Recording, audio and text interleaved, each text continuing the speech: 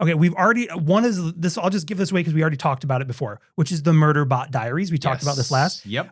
Super fun. There's 7 books in total. That's fun. So that's an easy giveaway. Yep. The other one I will mention that has a TV or series or movie on it is the Silo series. I was expecting that because we've talked a lot about We've talked about off air. So the Silo series is a series. It's actually a series of 3 books, none of which are called Silo. Right.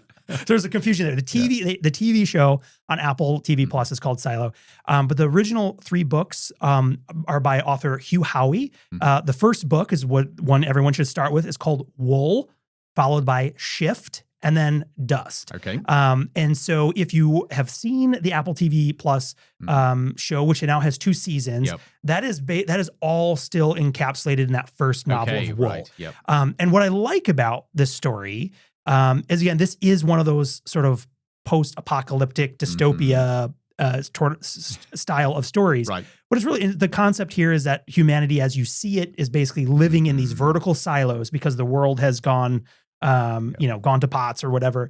And then these whole sort of things sort of unfold, and there's a lot of mystery and intrigue built on top of these pieces. And the whole time, again, we're coming back to my love of the mystery box. Right. The whole show is constructed around this mystery box of why the hell are they in this silo? Yep. So is it really dangerous? Thinking. Yeah, you're constantly questioning and you're thinking.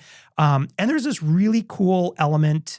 I may have mentioned before my enjoyment of the Fallout video game franchise that has also been turned into a TV series. Yeah. But I really enjoy this mix of this futuristic dystopia, utopia, protopia, whatever. Yeah. But there's mix of this like vintage, like post like 1950s air technology. So you get that vibe. Yeah. Yeah. And so there's this really interesting vibe of working with old technology. Like, this doesn't give any spoilers away, but for example, they're trying to reconstruct like hard drives and video cameras as way of, it's really interesting. But the 3-book series, if you read the first book, you'll know right away if this series is for you. Right. And I will say, as someone who enjoys the mystery box, but also likes resolution, is the 3 books that are there are set up in a way where it's like, the second book takes a big step backwards and shows you how this all happened. Right, okay, yes. And then the third book picks up where the first book left off and finishes the story. Okay. And I feel, as a reader, I feel very satisfied with the way it comes to a conclusion. Yes. So, no, that sounds great. And then, of course, going back to the Murderbot books, I mean,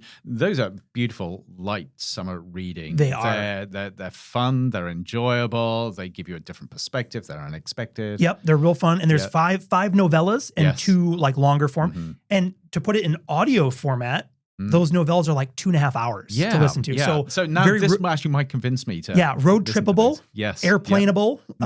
They're a nice. And now the nice thing about this too is, because I know a lot of people, there's a constant friction between the book and the movie or the adaptation or whatever. Always the book will blow your mind compared, but sometimes people need that, like, I saw it, I'm interested. Now you can go. You can go. And I'm not a purist when it comes to adaptations. I think they've got their own place, and I acknowledge that different people have different expectations. Yeah, and one of the books I have on here has I think more people are probably familiar with its film adaptation than the book. Okay. So Interesting. That'll be interesting. Okay. 2 great starts.